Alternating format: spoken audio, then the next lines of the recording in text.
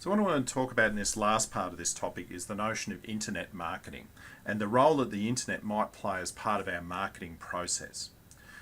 The internet has really grown to dominate every aspect of our life. If we think about it today, so many of our devices are enabled. They can access the internet.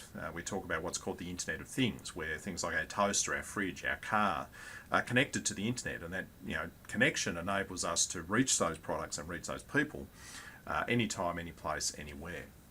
And so as entrepreneurs, we should be seriously considering what we can do in terms of internet marketing and how we can integrate the internet and social media into our business model. And I do think this is an area where entrepreneurs have really led the way. They really have been some of the first to adopt the internet as a means of communication and have really disrupted the landscape around us by using the internet as both a place for communication and a place for doing commerce.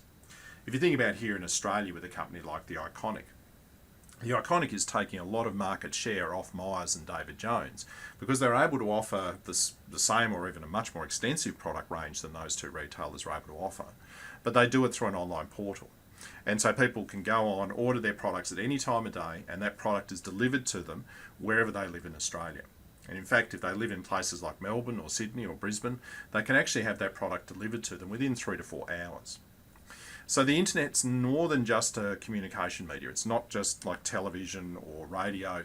It's actually a media for doing business. And so many entrepreneurial opportunities now exist in this electronic environment. So the internet can be used in a number of ways. It can certainly be used to increase brand presence, brand awareness, and brand equity.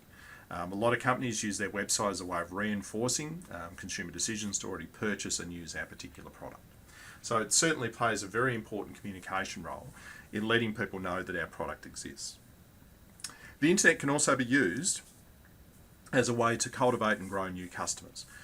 Certainly this is true when we look at global business.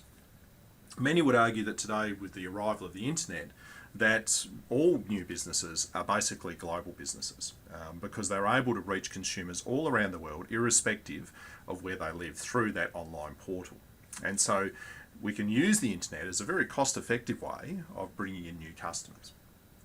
We can also use the internet to service customers more effectively because we can have an online presence that's accessible by consumers 24 hours a day, 7 days a week, wherever they are around the world.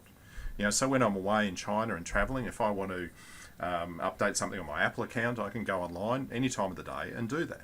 I can go online and transfer money around my bank accounts and pay bills, even while I'm on the other side of the world. And so the internet really does help us significantly improve the way we're able to service customers. And probably one of the greatest benefits of the internet is the data that online behaviour generates. Every time we go online, we generate a data trail. And that data is very powerful information that we can use to target more effective marketing campaigns. So recently, in the last couple of weeks, I've been looking to buy a new backpack that I can use to wear to work.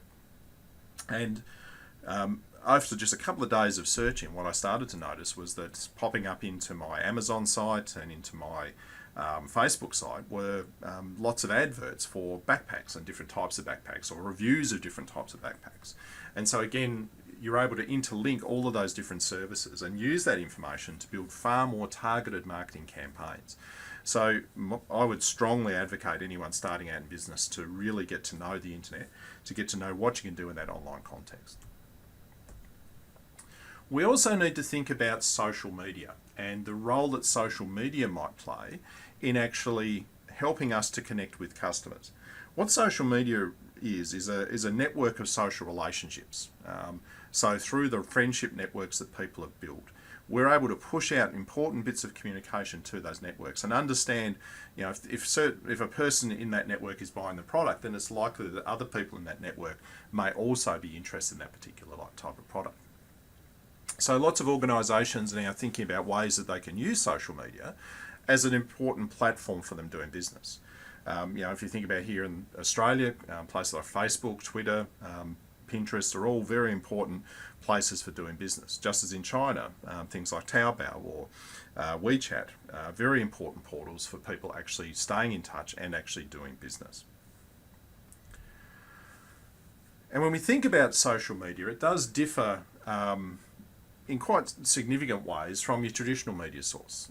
Traditional media tends to be one way. If you think about print media, if you think about radio, if you think about television, all the communication is from the marketer to the customer, and we control the content as the marketer. We develop the ad, we pay where we want the advert to be shown, we control all of the communication channel. And there's actually not a lot of voice of the customer included in that traditional marketing process. In social media marketing though, the emphasis is very much on the audience and a dialogue with the customer, engaging in robust two-way communication, and actually getting the customer to act as a salesperson for your organisation, recommending, pushing that product onto their friends, onto their social network, so that they're doing the marketing for you. It really, and people value that. People tend to trust their social connections more than they trust mainstream advertising. People are very sceptical of advertising campaigns and tend to believe that a lot of what's said in adverts is actually not true. Whereas people tend to genuinely believe, even though sometimes it's fake news, things that appear on social media. And when we think about social media, there's certain key attributes we really need to think through and understand and really consider in terms of how it might actually impact upon our marketing process. So we need to think about listening. We've got to be very good at actually listening to what the customer's saying, monitoring what's going on, because you can't allow conversations to race off in a direction that are unattractive to the organisation. You've got to be really good at identifying which networks you want to connect with and who in those networks are going to be the key influencers. Who's the maven, who's the early adopter, who's the social influencer who people turn to mirror behaviours and mirror consumption patterns. We need to think about how we implement our social media strategy. How do we make it appear genuine? How do we make it appear like it's not just another form of television advertising? We have to think about opportunities for collaboration. How do we work with the consumer to drive communication rather than talking at the consumer? How do we talk with them? How do we contribute to debates, and what sort of perspectives do we take when we make those contributions? Remember that a lot of the conversation on social media is touching into areas that are quite sensitive, and that can mean that the organisation can put itself at risk of getting bad reputations if it doesn't take a stand on particular issues. We have to think about how to convert, and I think, look, probably one of the things that's still not fully worked through is how we convert people using social media to customers. How do we drive that transaction? And do it in a way that doesn't undermine the social media platform.